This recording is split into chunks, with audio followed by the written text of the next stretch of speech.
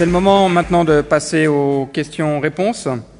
Et tout d'abord, je tiens encore à remercier nos sponsors Orange Business Services et Telecity Group, sans lesquels cet événement n'aurait pu avoir lieu.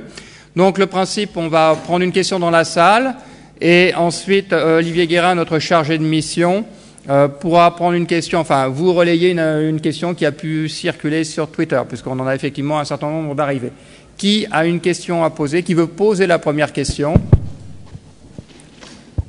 Pas de timidité. En attendant, je vous rappelle que vous aurez très bientôt en ligne pour les membres les présentations qui incluent également une webographie, c'est-à-dire une liste de liens URL qui vous permettent de vous constituer votre propre source d'information. Qui veut poser une question ou un commentaire? Présentez-vous, s'il vous plaît.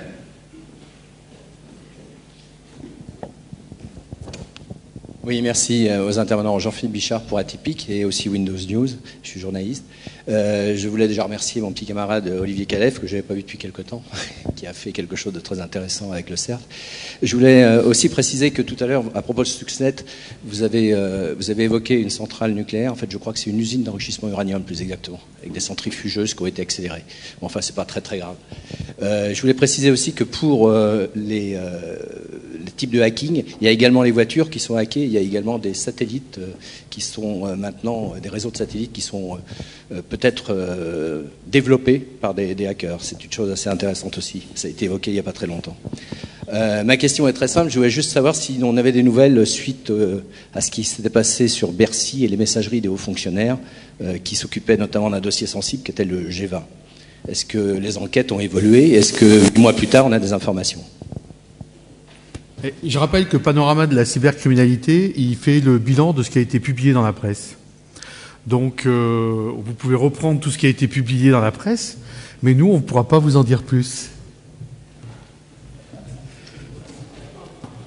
Oui, donc pour recommenter ce que vient de dire Hervé Schauer, nous travaillons sur des sources ouvertes. Bien sûr, le caractère varié des métiers fait qu'on peut avoir des informations plus spécifiques, mais bien évidemment, ça sert à orienter ou réorienter l'approche du problème, mais on ne diffuse rien, on n'est pas encore atteint de divulgation compulsive d'informations, et on ne prend que des sources ouvertes.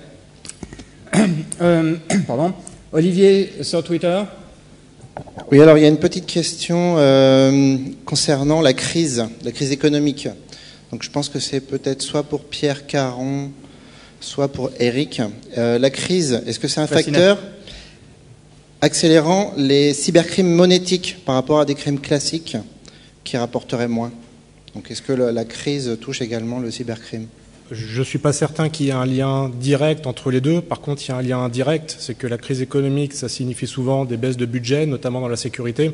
Ça peut vouloir dire aussi qu'on va retarder la prise et le déploiement de mesures de sécurité qui auraient pu permettre de protéger les moyens monétiques.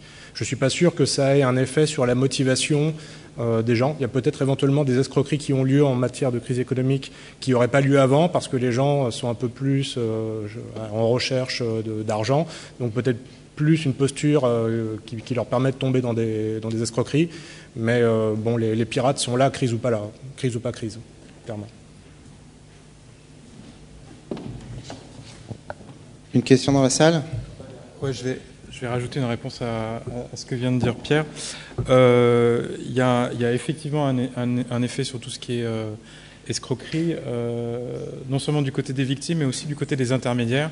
C'est-à-dire le recrutement de mules par tout un tas de biais aujourd'hui est facilité par la crise, évidemment, puisqu'il y a des gens qui cherchent du travail et qui parfois se font entraîner dans ce type de dispositif. Mais le point le plus marquant, je trouve, c'est que de plus en plus, on voit des délinquants locaux en France, des populations qui commettent tout un tas de délits, qui se tournent vers, par exemple, l'achat de numéros de carte bancaire sur Internet, parce que c'est facile, il suffit de se mettre derrière son bureau, de cliquer, d'acheter et de réinvestir dans l'argent qu'on a volé comme ça dans des achats, et ça se développe pas mal. Donc c'est pas un effet de la crise, c'est plus un effet de ces nouveaux services criminels qui se développent. Voilà. On finit toujours par une conclusion pour vous dire qu'on aurait aimé vous en dire plus. Encore une fois, ce qui doit venir vraiment important aujourd'hui, c'est une démarche de qualification de l'information. Dans un monde web 2.0, dans un monde de surinformation, même si le mot n'est pas n'est pas neuf. Je me souviens d'un historien qui, dans les années 70, utilisait cette qualification, et l'Internet n'était pas encore grand public. Il est vraiment fondamental de croiser les sources, de qualifier son information. Dans la liste que vous voyez ici, un élément très important, technique, mais qui va avoir une incidence également financière, c'est la fraude aux IPBX. IPBX, c'est un peu la forme récente des PABX, qui sont les centraux téléphoniques, les standards téléphoniques dans les entreprises.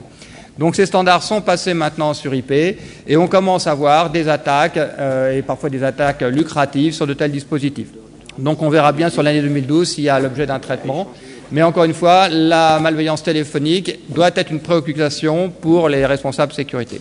Les orateurs sont ici présents. Je tiens d'ailleurs encore à les remercier. Remercier l'ensemble du groupe de travail également qui, dans un temps très court, 2 mois et demi, doit produire ce document.